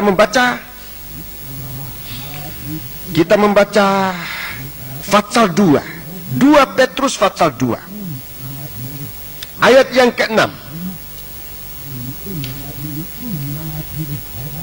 Dan jikalau Allah membinasakan kota Sodom dan Gomora dengan api, ya, kota Sodom dan Gomora dengan api, dan dengan demikian memusnahkannya dan menjadikannya suatu peringatan untuk mereka yang hidup fasik di masa-masa kemudian. Ya, jadi di akhir zaman nanti, di akhir segala zaman, di akhir segala zaman, bukan hanya murka Allah, tapi di akhir segala zaman, manusia durhaka ini katakan, jikalau Allah membinasakan kota Sodom dan Gomora dengan api dan dengan demikian memusnahkannya dan menjadikan suatu peringatan untuk kita sekarang ini supaya kita jangan hidup fasik. Ayat 7. Tetapi ia menyelamatkan Lut, ya, orang yang benar, Lut, orang yang benar, yang terus-menerus menderita oleh cara hidup orang-orang yang tidak mengenal hukum dan yang hanya mengikuti hawa nafsu mereka saja. Jadi zaman Lut ini sama, hampir sama dengan zaman Nuh, sama juga dengan kita sekarang ini. Manusia hidup di dalam hawa nafsu. Ayat 8. Sebab orang benar ini tinggal di tengah-tengah mereka. Jadi kita tinggal di tengah-tengah manusia yang hidup dalam hawa nafsu. Tinggal di tengah-tengah mereka, terus dan setiap hari melihat dan mendengar perbuatan mereka yang jahat itu. Mendengar perbuatan yang jahat itu, sehingga jiwanya yang benar itu tersiksa. Iya, ini keadaan sekarang. Jiwa manusia ini tersiksa. Ini dalam 2 Petrus pasal 2. Tapi mari kita sekarang melihat dalam 2 Petrus pasal yang ketiga. 2 Petrus pasal 3, di mana dunia ini akan dihancurkan. Dunia ini akan dihancurkan. Nanti kita lihat mengapa masih saja ada orang yang harus masuk di dalam lautan api itu. Sementara korban pendamaian sudah ada, sementara teguran sudah ada, sementara nasihat-nasihat sudah ada. Mari kita membaca 2 Petrus pasal 3. Saudara baca seluruh pasal ini, tapi kita membaca hari ini pada ayat yang ke-9. Tuhan tidak lalai menepati janjinya. Ya, jadi pada akhir zaman nanti, tentang keadaan akhir zaman ini dijadikan bahan guyonan, bahkan suatu permainan sesuatu hal yang tidak baik. Baca terus. Tuhan tidak lalai menepati janjinya, sekalipun ada orang yang menganggapnya sebagai kelalaian. Iya. Tetapi ia sabar terhadap kamu, karena ia mengendaki supaya jangan ada yang binasa, melainkan supaya semua orang berbalik dan bertobat. Semua orang berbalik dan bertobat. Jadi ada panjang sabar. Ia sabar terhadap kamu. Panjang sabar Allah memberikan kita kesempatan untuk bertobat.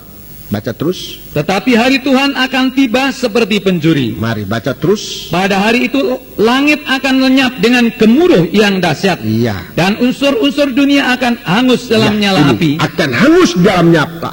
Kalau suara dari mezbah ini, saudara-saudaraku, sudah memerintahkan keluar untuk menjatuhkan hukuman. Hukuman ini bukan lagi dengan air, tapi dengan api. Terus. Dan bumi dan segala yang ada di atasnya akan hilang lenyap. 11. Jadi, jika segala sesuatu ini akan hancur secara demikian, betapa suci dan salehnya kamu harus hidup. Yaitu kamu yang menantikan dan mempercepat kedatangan hari Allah. Pada hari itu langit akan binasa dalam api, dan unsur-unsur dunia akan hancur karena nyalanya. Ini penghukuman. Jadi penghukuman ini nanti akan hebat. Air itu dihukumkan, bumi ini seluruhnya akan dihukum dengan api. Terus. Tetapi sesuai dengan janjinya, kita menantikan langit yang baru dan bumi yang baru, di mana terdapat kebenaran. 14. Sebab itu, saudara-saudaraku yang kekasih, sambil menantikan semuanya ini, kamu harus berusaha supaya kamu kedapatan tidak bercacat dan tidak bernoda di hadapannya dalam perdamaian dengan Dia.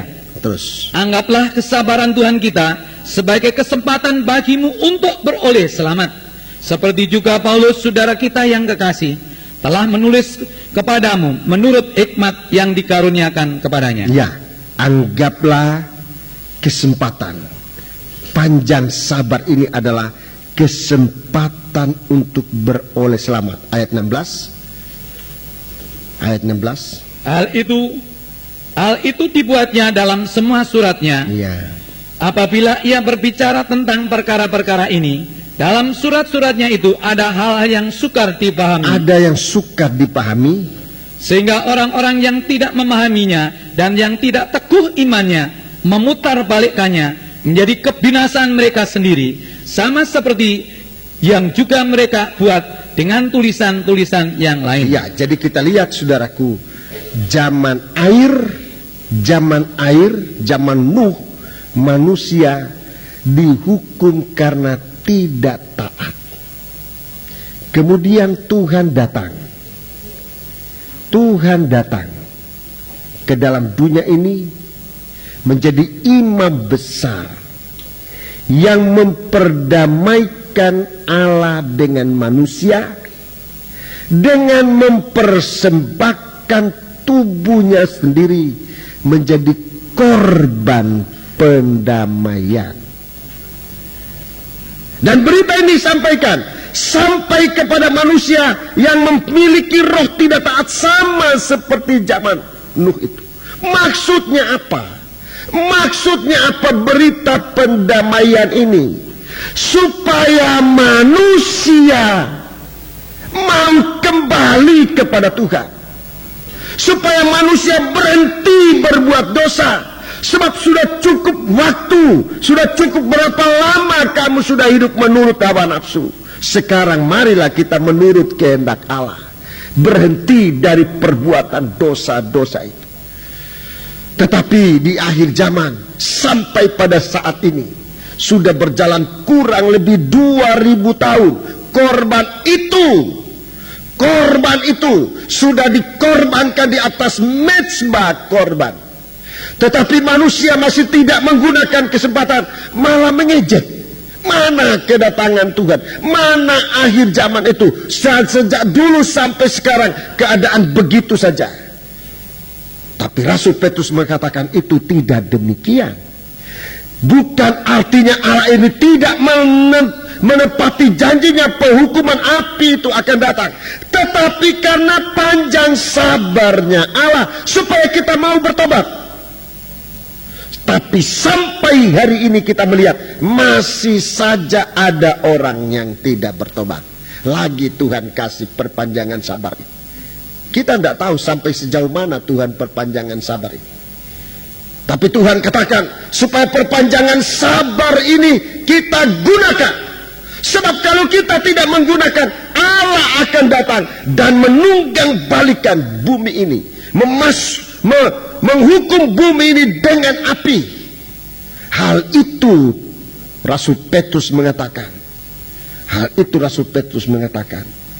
Bukan karena Allah tidak benar atau tidak penuh kasih, tetapi karena, perhatikan, karena manusia tidak menggunakan waktu. 2000 tahun waktu untuk menggunakan korban ini manusia tidak gunakan. Tuhan kasih perpanjangan. Saya tidak tahu berapa lama Tuhan kasih perpanjangan. Kalau sampai itu pun tidak digunakan, maka manusia akan dihukum. Bukan hanya karena tidak taat, tetapi titik beratnya adalah karena manusia tidak menggunakan waktu pendamaian itu, waktu perpanjangan sabar Allah itu, supaya manusia bertobat. Dalam surat Roma pasal 2, saudara-saudaraku, ini yang ditulis oleh Rasul Paulus yang diputar balikan. Yang banyak orang putar balikan sampai hari ini juga. Sampai hari ini saya ngeri-ngeri juga kalau dengar itu bagaimana manusia memutar balikan ayat ini. Mari kita baca mulai ayat 4. Maukah engkau menganggap sepi kekayaan kemurahannya, ya, kesabarannya, dan kelapangan hatinya? Ya, terus? Tidakkah engkau tahu bahwa maksud kemurahan Allah ialah menuntun engkau kepada pertobatan? Ya, ini ayat banyak disalahgunakan, saudaraku. Saya sudah banyak kali mendengar, banyak disalahgunakan. Dibaca demikian. Maukah engkau menganggap sepi kekayaan? Ditaruh koma di situ. Artinya menjadi lain. Maukah engkau menganggap sepi kekayaan? Bahkan ini nomor 1. Kemudian baru kemurahan, kesabaran. Padahal harusnya kekayaan kemurahannya, kekayaan panjang sabarnya, kekayaan kelapangan hatinya. Bagaimana kita menggunakan kemurahan Allah? Bagaimana sekarang kita menggunakan kesabaran Allah? Bagaimana kita menggunakan kelapangan hati Allah? Saudara-saudaraku, tadi dalam penyerahan anak disebutkan anak yang dikasih. Sebab memang anak itu tidak bisa berbuat najis, anak itu tidak bisa berbicara kotor. Tetapi sekarang kepada kita manusia yang sudah berbuat najis, yang sudah berbuat kotor, tetapi Tuhan memberikan kita kemurahan. Kemurahan dalam bentuk perpanjangan waktu, kesempatan untuk bertobat. Bahwa kemurahan Allah ini adalah kesempatan untuk bertobat. Tidakkah engkau tahu bahwa maksud kemurahan Allah ialah menuntun engkau kepada pertobatan? Itu kita tidak gunakan. Kita gunakan untuk cara-cara yang lain. Padahal kita harus menggunakan kemurahan Allah ini. Tujuannya supaya kita bertobat. Andai kata dalam keadaan kita miskin, tapi Tuhan izinkan kita menggunakan waktu untuk bertobat, kemiskinan bukan apa-apa. Kita bisa diselamatkan oleh Tuhan. Andai kata kita dikaruniai dengan kekayaan, tapi dalam keadaan kekayaan kita menggunakan kemurahan Allah untuk bertobat, alangkah indahnya. Tapi banyak kali sudah dalam dua keadaan ini manusia tidak menggunakan kemurahan. Baik dalam kemiskinan yang tadi dalam ayat mengatakan, dalam percobaan, supaya jangan kamu kecewa dan menolak aku. Dalam kemiskinan, berapa banyak orang menolak Tuhan, meninggalkan Tuhan. Dalam kekayaan, bagaimana manusia meninggalkan Tuhan dengan merasa tidak membutuhkan Tuhan.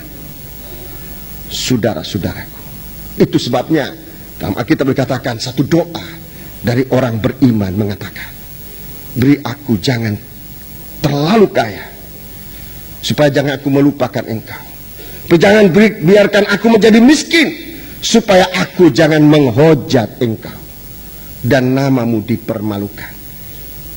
Saudara-saudaraku, di sini Tuhan ingin kita ini, saudaraku, menjadi orang taat kepada Tuhan. Jangan seperti zaman Nuh itu. Sebab malaikat yang berkuasa atas air itu menunggu pelaksanaan hukuman terhadap orang yang tidak taat. Tetapi juga malaikat api yang berkuasa atas api menunggu pelaksanaan hukuman atas orang yang tidak mau menggunakan kesempatan untuk beroleh selamat. Anggaplah kesempatan ini, anggaplah perpanjangan sabar Allah itu merupakan kesempatan untuk kita selamat. Coba kita baca ayat 5. Ayat 5. Ayat yang kelima. Roma 2 ayat 5. Tetapi oleh kekerasan hatimu yang tidak mau bertobat. Kekerasan hatimu yang tidak mau bertobat, ini yang nanti akan dihukum oleh Tuhan. Karena kekerasan hatimu yang tidak bertobat, oleh karena kita dalam percobaan, atau oleh karena kita dalam keadaan segala sesuatu ada, kita lupa bahwa ada sesuatu yang belum terselesaikan. Oleh karena kekerasan hatimu yang tidak mau bertobat, engkau menimbun murka atas dirimu pada hari waktu dirimu sendiri. Ulangi. Engkau menimbun murka atas dirimu sendiri pada hari waktu mana murka dan hukuman Allah yang adil akan dinyatakan. Terus, Ia akan membalas setiap orang menurut perbuatannya, yaitu hidup yang kekal kepada mereka yang dengan tekun berbuat baik, mencari kemuliaan, kehormatan, dan ketidakkebinasaan. Ayat 8. Tetapi murka dan geram kepada mereka yang mencari kepentingan sendiri, yang tidak taat kepada kebenaran, melainkan taat kepada kelaliman. Penderitaan dan kesesakan akan menimpa setiap orang yang hidup, yang berbuat jahat, pertama-tama orang Yahudi dan juga orang Yunani. Tetapi kemuliaan, hormat, dan damai sejahtera akan diperoleh semua orang yang berbuat baik, pertama-tama orang Yahudi dan juga orang Yunani. Ya, sebab Allah tidak memandang bulu. Terima kasih. Jadi kita lihat di sini, saudara, bahwa sebenarnya kita ini tidak perlu dihukum. Tuhan selalu mempersiapkan jalan keluar. Zaman manusia berbuat dosa, kecenderungan hati berbuat dosa, Allah memberikan kemurahan kepada Nuh yang taat dan dengar-dengaran. Zaman Lut, Tuhan mempersiapkan kita kemurahan, perpanjangan sabar Allah. Seharusnya Lut lari ke gunung, seharusnya Lut lari ke gunung yang tinggi. Gunung yang tinggi itu bicara tentang Yerusalem baru. Itu gunung yang tinggi, kota di atas gunung yang tinggi. Itu keselamatan sempurna. Yerusalem baru menjadi mempelai. Itu rencana Allah. Sebenarnya saudara-saudaraku, Lut ini disuruh ke sana lari menjadi sempurna. Menjadi mempelai wanita itu artinya menjadi sempurna. Tetapi Lut mengatakan, kalau mau tunggu sempurna, kalau mau tunggu sampai di gunung itu, aku binasa duluan. Kalau mau tunggu sampai sempurna, aku tidak mampu lari ke situ. Betapa sulitnya jadi sempurna. Tuhan kasih panjang sabar kepada Lut. Waktu Lut minta, di situ ada kota kecil, Soar. Izinkan aku lari ke Soar itu. Ini kemurahan Allah. Sebab kita tidak bisa sampai Tidak bisa sampai ke gunung yang tinggi itu. Dan hukuman Allah sudah jatuh. Hukuman api ini sudah jatuh. Berikan aku lari ke gunung itu. Gunung Soar. Itu persinggahan yang pertama. Sebelum sampai ke gunung tinggi itu menjadi mempelai sempurna, tanpa cacat dan celah. Dalam tabernakel itu digambarkan bagaikan peti perjanjian. Itu keadaan sempurna. Kota di atas gunung Yerusalem baru. Tapi ada satu kota yang kecil, di pinggir jalan, gampang disinggahi. Satu kota, satu tempat yang paling kecil, yaitu di Soar, di atas bukit Golgota. Ada mezbah korban bakaran. Sebelum sampai ke Soar, sampai ke gunung yang tinggi, kita lari ke mezbah ini lebih dahulu. Mengaku dosa kita. Di sana kita diselamatkan oleh Tuhan. Kesempatan untuk selamat. Tapi di sini dikatakan, tetapi karena kekerasan hatimu yang tidak mau bertobat, yang tidak mau menggunakan mezbah, maka suara dari mezbah nanti akan bersuara, curahkan, layangkan sabitmu itu, dan bumi ini akan dituai dan ditaruh dalam pemerasan, dan darah akan mengalir begitu banyak. Karena kekerasan hatimu yang tidak mau bertobat, engkau menimbun murka atas dirimu sendiri pada hari waktu mana murka dan hukuman Allah yang adil akan dinyatakan. Sekarang perlindungan kita di situ. Sempurna kita belum ada yang sempurna. Tetapi kita bisa dibenarkan. Begitu kita masuk di kota Soar, dan sinar matahari menyinari kita. Kemurahan Allah menyinari kita. Keadilan Allah, kesabaran Allah menyinari kita. Kelapangan hatinya Allah menyinari kita. Begitu kita sampai di mezbah, begitu kita sampai di bawah kaki salibnya Tuhan, dan sinar ini akan menyinari kehidupan kita. Sama seperti Lut, begitu sampai di kota Soar, sinar pagi menyinari mereka.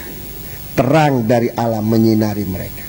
Kalau kita datang di bawah kaki Tuhan, segala sesuatu yang tadinya gelap, segala sesuatu yang tadinya kita tidak tahu, di bawah kaki Tuhan, Tuhan singkirkan segala dosa yang ada dalam pikiran kita, yang membuat kita buta, tidak mengerti firman, itu disingkirkan oleh Tuhan, dan kita bisa melihat jelas.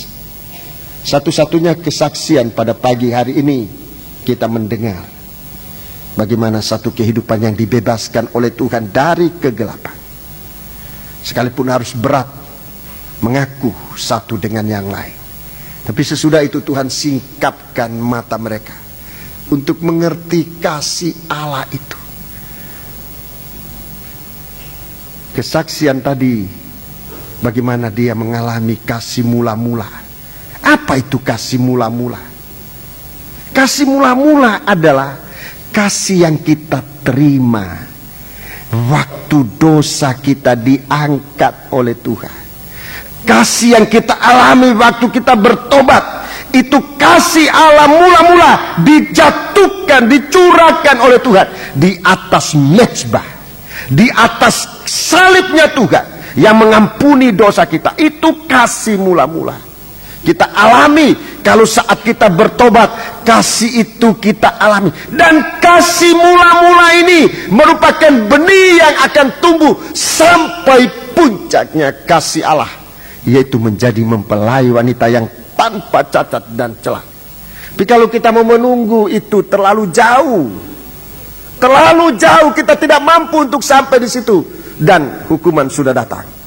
Tuhan katakan, Tuhan izinkan kamu pergi ke bukit Golgota, di mana salib terpantang, di mana mezbah itu didirikan. Di sana kita menyerahkan segala dosa kita di hadapan Tuhan, dan kasih Allah itu, kemurahan Allah, panjang sabar Allah kita terima, kelapangan hati Allah kita terima. Dan dalam 2 Petrus pasal 3 tadi mengatakan kita berhenti berbuat dosa. Sebelum saya mengakhiri khotbah pada pagi hari ini, saya rindu untuk membacakan kepada saudara lagi bahagian ini. Saya akan tekankan lagi. Ini soar perpanjangan sabar Allah. Ayat yang kedua, 2 Petrus pasal 4. Maafkan, 1 Petrus pasal yang keempat. 1 Petrus pasal yang keempat. 1 Petrus pasal yang keempat. Supaya waktu yang sisa. Ayat yang kedua, 1 Petrus pasal 4. Supaya waktu yang sisa. Maaf, terima kasih. Saya akan bacakan bagi saudara. Saudara ikut membaca.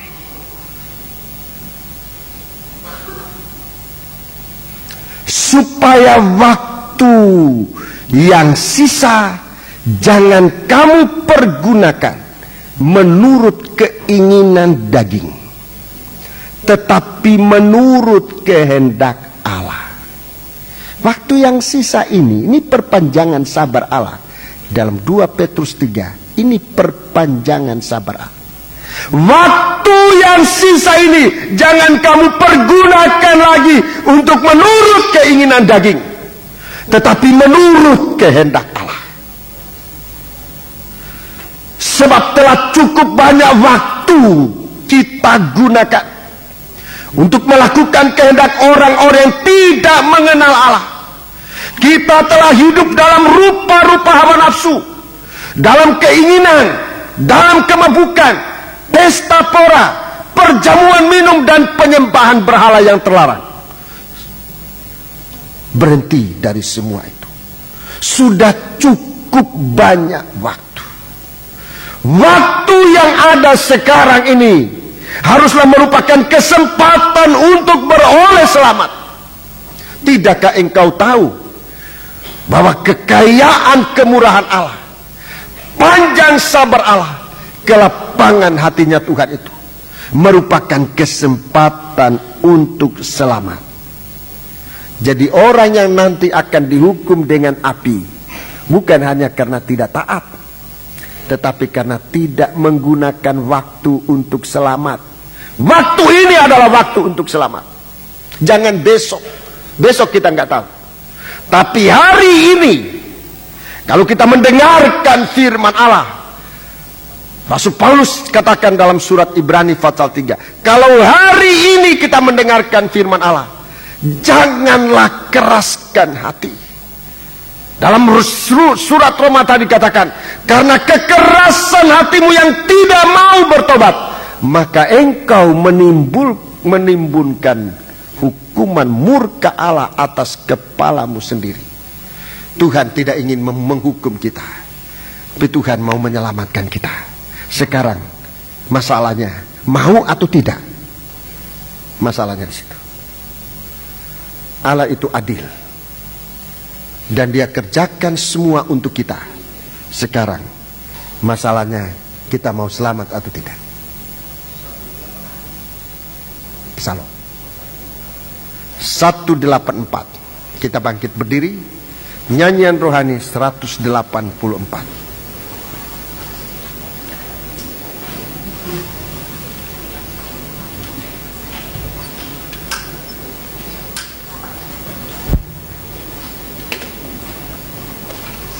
Nyanyian rohani 180. Besar dan ajaiblah karyamu, adil dan benarlah jalanmu, Raja segala bangsa yang maha kuasa, mulia namamu. Kita bangkit berdiri, kita melakukan nyanyian ini.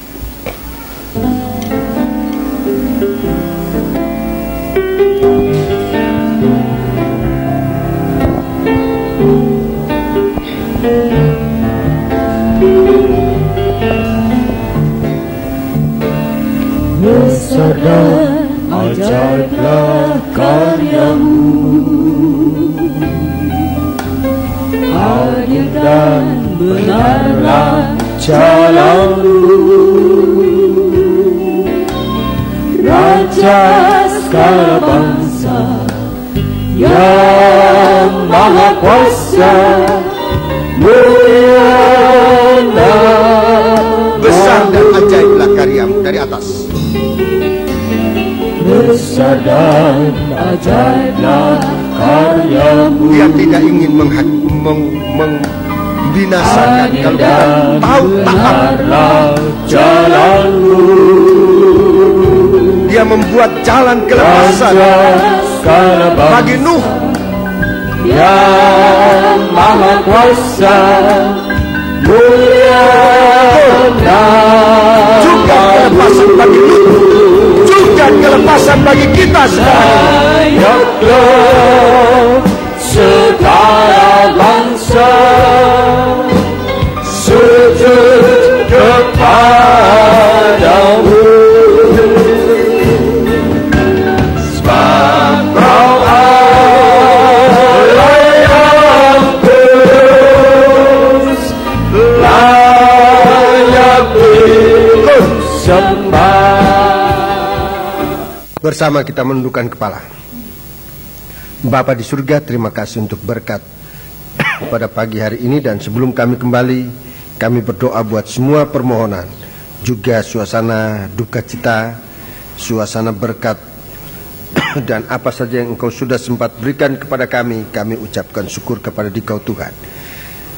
Tapi kuasa-kuasa kegelapan yang sudah mengganggu, sudah menggoda, Tuhan, kami bersatu hati panggil nama Engkau buat usir dia. Di dalam nama Tuhan Yesus Kristus, segala setan kami perintahkan kamu semua dalam nama Yesus, pergi. Darah Yesus yang berkuasa. Pekerjaan-pekerjaan yang Engkau sudah percayakan kepada kami berdoa mohon kiranya Engkau yang memakai kami dalam pelayanan ini. Terima kasih Tuhan. Kekasihku sekalian, terimalah anugerah cinta kasih dan berkat Tuhan, serta kembalilah dengan sejahtera dalam persekutuan Allah Bapa, Sang Putra dan Roh Kudus. Tuhan Yesus Kristus menyertai kami sekalian sekarang sampai selama-lamanya. Haleluya. Amin. Sekian, Tuhan menyertai kita sekalian. Selamat malam.